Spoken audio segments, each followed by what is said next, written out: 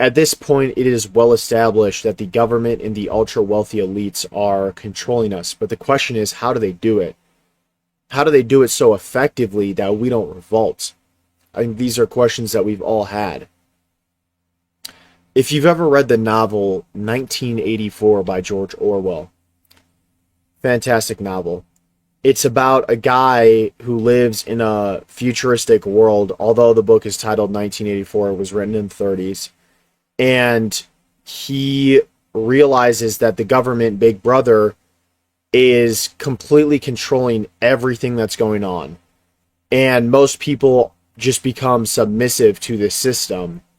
But he starts to look at how to escape.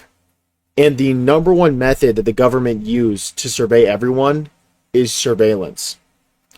So they wanted to track every movement that everybody in this world made so that they could predict accurately what they would do and then plan accordingly against that. But more importantly, it was, well, people knew they were tracked, so they wouldn't act out. And so surveillance is, although it's not to the scale that it is in the book, it's very similar in our world today. Like, everything you do online is being tracked.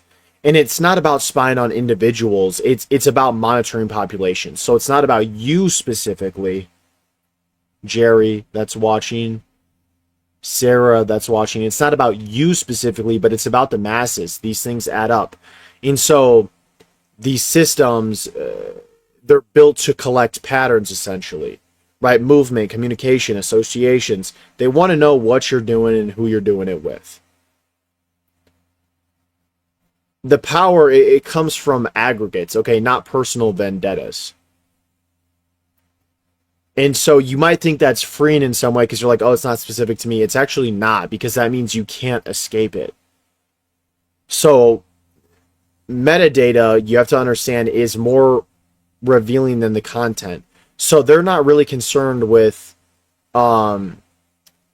specific messages that you did or specific online forums that you went to. It's more about who you talk to, when you're talking to them, and like what exactly is it that, you know, in general, that the public is talking about in these areas. It's not about like you specifically. And I think the reason that surveillance works so well is because it's essentially invisible when it's normalized.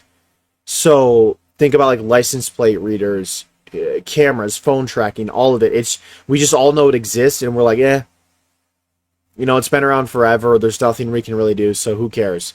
But it's like that metaphor of the frog in the boiling water. It's like if you put a frog in boiling water, it's going to try to jump out. But if you put a frog in a regular water and slowly boil the water, the frog will stay in it.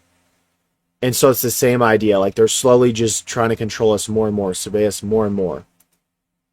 And what this does is it changes our perception of everything to the point where we become numb to really the taking away of our rights. And when you think about it, they're controlling the media. They're trying to control every piece of information that you get, because controlling information is the ultimate form of control. It's where the power lies. The education system, they're breeding you since you're a kid to basically just be a worker, to be a submissive thinker. J.D. Rockefeller, the guy who founded the General Board of Education, has a quote where he says, I'm in the business of building workers, not thinkers. He also said they'll be too busy working to make money. The entire system is designed to basically keep you a slave, keep you powerless. And it's done so well. And one of the more obvious things that I think all of us know is that they're also controlling the algorithms that you see on social media. Social media, well, I shouldn't say social media, I should more so say phones in general, is the number one place where people spend their time besides work. And when people are at work, they're also on their phone. So they don't even factor that in. But the average American is spending, I think it's like a little over 5 hours on their phone a day, which is more than your family, more than like a lot of other stuff that's going on. So when you think about it, all of them essentially, every method that people get information is being controlled. The algorithms are so powerful. They're so powerful that there's no shot that they're not controlling them.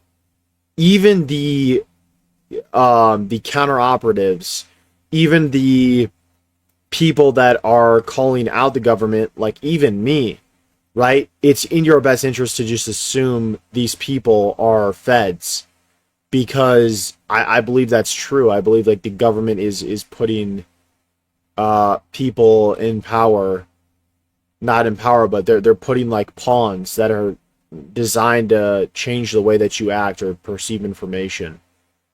So you think that you're getting information that's true because it comes from someone who's avant-garde, who's against the norm, who goes against the grain, but in reality they're just a controlled opposition. And so all these social media, it's cooked.